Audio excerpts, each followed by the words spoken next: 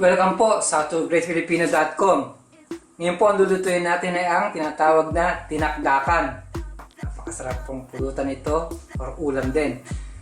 So, mangyari po, binold ko yung ating tenga at saka nguso ng baboy na meron siyang kasamang carrots, onion, whole peppercorn at bay leaves. Konting asin. Pinirambot ko siya, tapos kinool down ko, tapos inihaw ko naman.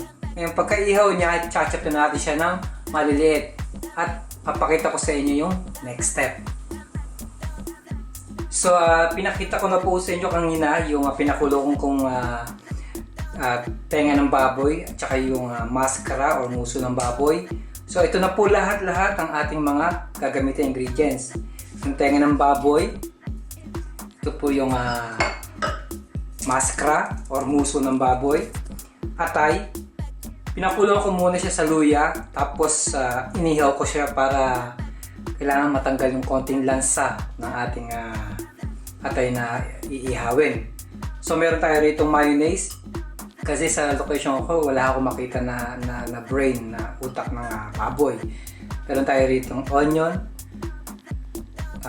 luya, sili, kung gusto nyo gumamit ng kulay green, walang problema, salt, vinegar, meron tayo rito paminta, at spring onion. So ngayon po, kukuha lang ako ng mixing bowl, tapos pagkasama-samahin natin siya lahat.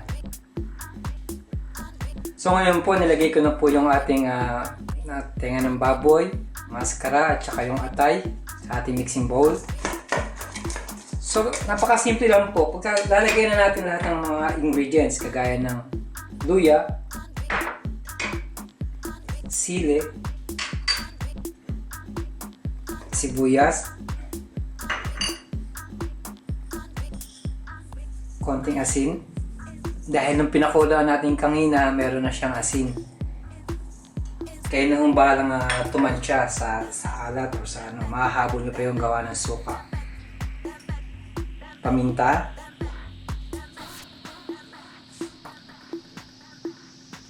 suka, ating green onion or spring onion, at ang ating mayonnaise.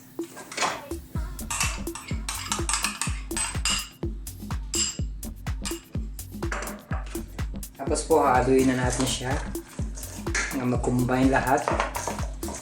Kung gusto niyo po ng mas maanghang, mag-add kayo ng chili.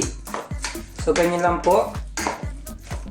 Haluin lang natin siya ng haluin hanggang talagang magkasama-sama yung kanyang ingredients para yung lasa niya lahat pumasok sa loob.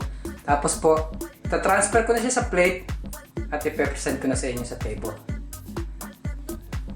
Ito na po ang ating dinakdakan. Kagaya ng sinabi ko, napakasarap ng pulutan or ulam. Muli, maraming salamat sa panonood ng howtogreatfilipino.com. Mabuhay po tayo!